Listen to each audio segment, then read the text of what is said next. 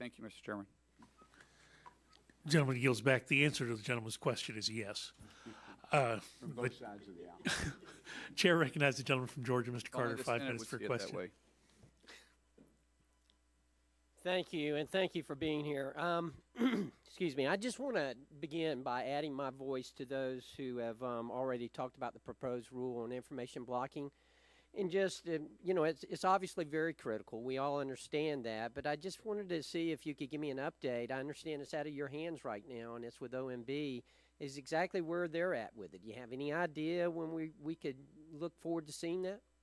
I wish I could give you specifics. I think they're looking at it. I think we'd have to defer to them to things. I believe we are close on that. I'm not aware of any insurmountable difficulties or challenges, but I think there's a large checks and balances process here that is part of the way things work, our democracy. And I just, as somebody who's in a staff agency, I just have to be mindful of that.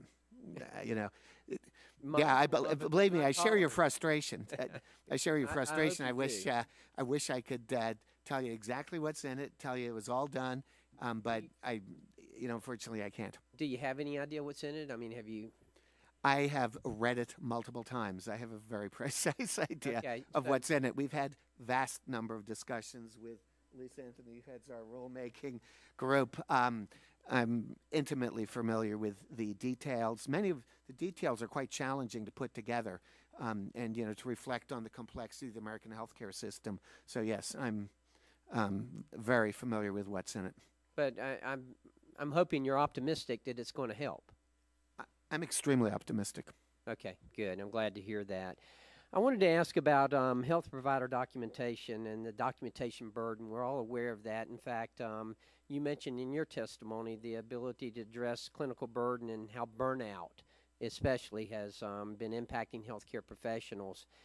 Can you describe some of the efforts that have been made to relieve some of the administrative burden? Yeah, so in the burden report there that we've jointly done with CMS, there are a couple areas that we're working on. We've discussed simplification of documentation. So one of the specific things, for example, is if you already have a past medical history that hasn't changed or a family medical history that hasn't changed, you do not need to re-enter it again, would be a very specific thing. If you have, for example, a resident or a medical student who spends a lot of energy getting a history, you do not have to redocument all of that so that you then have to read it and wade through that much more text on it, some very specific things. We talked about the prior authorization and work on the technology that might make that a lot simpler. In the promoting interoperability, there's working with CMS. We've simplified a lot of the provisions around that, tried to sync up between outpatients and inpatients so these aren't two diametrically opposed things that read differently. If you cross the threshold of the hospital door, I mean, quality and interoperability shouldn't change because you walked 1 foot into the door, through the door. So what kind of feedback have you gotten? Has it been positive? I think we've gotten positive feedback on a number of things. On the documentation, as Congressman Bucshon mentioned, there were concerns and maybe not a full understanding of how complexity would be paid for, right? How the sickest patients, how the economics of payment for that would work out. There are a number of provisions in there on that. And I think folks also didn't, frankly, calculate the amount of money spent on billing to, work these codes through the process. I mean, the overhead practices, I think, are spending between 5 and 10%, maybe more, of their revenue on billing through these complex coding systems. Much of that is a dead loss to the economy and to the American public. Absolutely. I'm glad you recognize that because that is one of the most frequent concerns that is voiced to me is just how much how much it's taking financially for them to adhere to this. So I'm glad to hear you say that.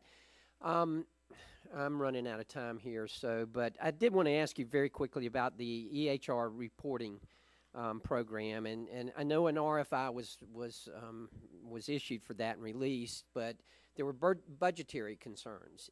Has that been handled, or you? Well, working within the budget we've contracted out with somebody to start the process of putting, that construct together and sorting out what information can be asked to do EHR reporting, with the goal of giving providers more information on their electronic health record potential purchases. Any other hurdles, any other barriers that you've run into in order to implement this?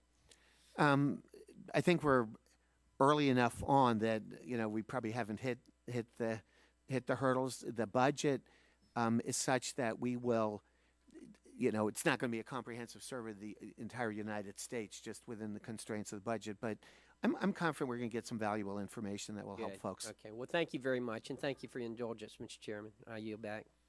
Chair thanks the gentleman.